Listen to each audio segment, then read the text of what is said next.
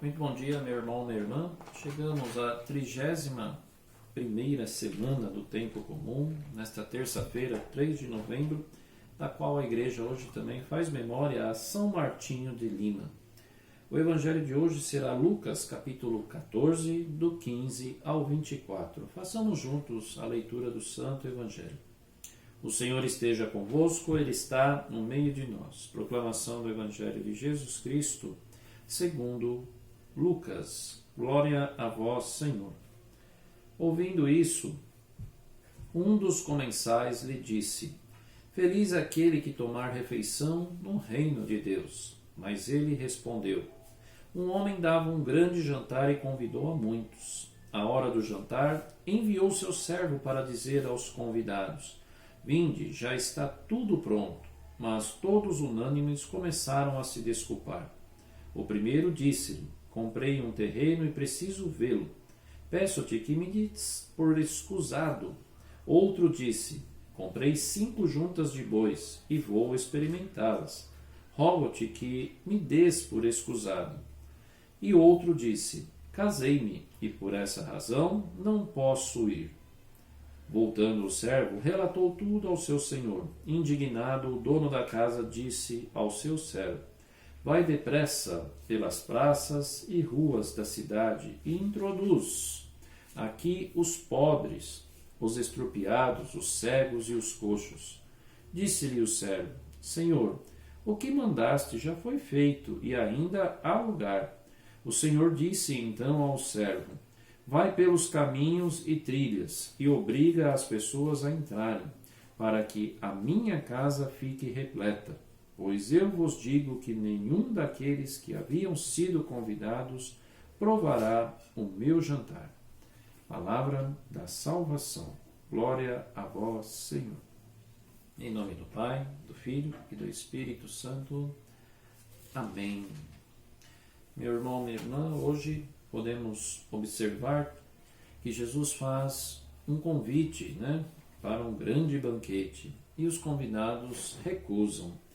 Muito bem, nós temos aqui diretamente que o dono desta casa é a própria figura de Deus, que por meio dos profetas vai ali e que anunciaram o seu Filho Jesus, chama e convida a todos à alegria, ao banquete da salvação. Nós podemos observar que existem 2 grupos de convidados. Aqueles que pela primeira hora são convidados, expressamente recusam. São aqueles que estão numa situação de vida estável, boa, São aqueles que têm preocupações cada vez mais consigo, têm posses, Outro diz que comprou animais e precisa experimentá-los, e o outro diz que casou recentemente e também pede para ser escusado junto com os outros também 2. Esses são os convidados que nunca têm tempo para perceber a hora e o momento da manifestação de Deus. E Deus se manifesta nesta figura simbólica de um jantar da qual é recusado. Pois bem, este dono da casa, que é o próprio Deus, como acabamos de dizer, faz uma reviravolta de uma ordem social. Já que esses que estão bem na sociedade recusaram, ele dá uma ordem ao servo. Pois este dono, este senhor, este dono da casa que propõe um banquete fica indignado com a atitude desses primeiros convidados. E na segunda turma de convidados pede para que o seu servo vá ali pelas praças e ruas da cidade e manda introduzir, ou seja, o convite agora é para trazer de fato, Quem? Aqueles que por primeiro não quiseram? Não.